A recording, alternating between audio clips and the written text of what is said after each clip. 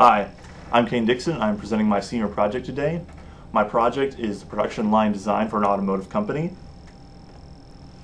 This presentation will cover introduction, background, and design sections of my project with some subsections in between. The problem statement is that the company is growing and expects demand for its products to grow as well. It is expanding its products to get a bigger customer base, and thus the new product needs a production line design to make that product. The situation is that the product is very similar to another product currently being made, and there's a production line that makes that product. So the company does have the option to simply copy over that production line with a few modifications to make the new product. However, if that is done, the inefficiencies and problems of the old line are transferred to the new line, and the cost of improving either or both lines is very high. However, if I can design out those problems and inefficiencies with the current line before the new line is built, then we have a more economic, more efficient system at a lower cost. So the objectives of this project are to develop an optimal layout and design for the new production line, and to achieve a specified throughput increase over the base of the existing line. Then I'll also determine measures at certain intervals. In this case, these intervals are 50, 75, and 100% throughput increases over the baseline. Then this throughput increase that I achieve needs to meet the company's demand for the next 2 years. The technical approach that makes this project suitable to IE are facility tools like flow chart and flow diagram, so that I can track the flow of the material through the line itself and in and out of the line. Then simulation will allow me to model the production line and determine inefficiencies. So I can model each of the lines, determine what increases will be made by altering the design of the new line, and I can quantify all of these factors with a statistically significant sample size. Then using work study, I can find the bottlenecks that are determining the throughput of the old system.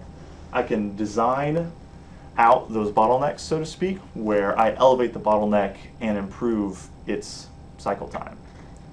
Then I will perform economic analysis so that I can justify my decisions with data and cost figures. This project has a plan of action that goes in 4 phases. The first phase is definition of the project, problem statement, and the scope of the project. Moves on to research and data collection, where I collect data both from online sources at the factory and then throughout the course of my project as I further define what approaches I'll be taking. Then analysis and solution generation. I'll analyze the data and information I've collected, generate a couple of the solutions that are viable for this project. Then I will select, in phase 4, I will select the solution, make a report, support it with data, and pass it to my client. The background for this project is the production type is an electronic production with some machines like wave solder and parts placement. It is a single part flow through this line. It is also a lean setup, so it minimizes the work in progress and the inventory, so each station has a minimal buildup of material at any time. It is also a partially automated system with some worker stations and some automatic machine stations. The literature review that applies to this project covers concepts like lean manufacturing, also known as just-in-time, where parts are made as they're needed, typically through a pull system. The theory of constraints, which is this diagram below the just-in-time diagram, identifies constraints and then, which is a bottleneck, and then elevates the constraint going through a cyclical process, because as the bottleneck is elevated and is no longer the bottleneck, a new one will arise. Then economic analysis will allow me to justify my decisions, work study will allow me to find the bottlenecks, and simulation will allow me to generate statistically significant sample sizes to support my decisions. The last phase of this, the last current phase is design. I need to meet a specified throughput from the client according to their forecast.